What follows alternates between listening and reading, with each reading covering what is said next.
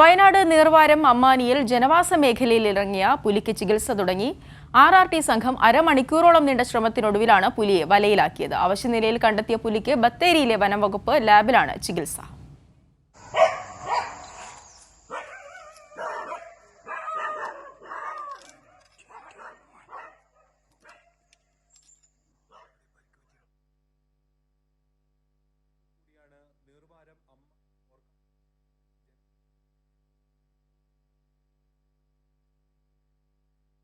കലൂർ ജവഹർലാൽ നെഹ്റു സ്റ്റേഡിയത്തിന്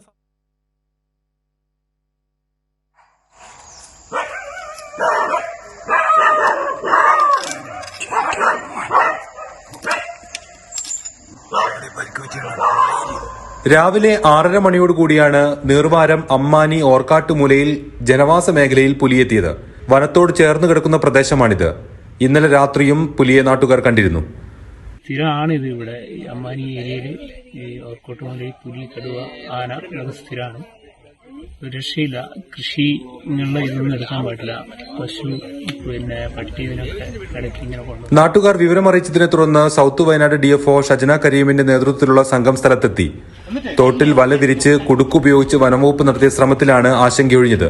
പെട്ടെന്ന് തന്നെ പുലിയെ സ്ഥലത്തു നിന്ന് മാറ്റുകയും ചെയ്തു.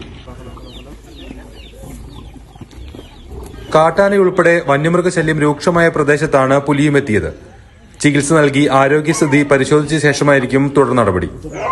കൈരളി ന്യൂസ്, വയനാട്.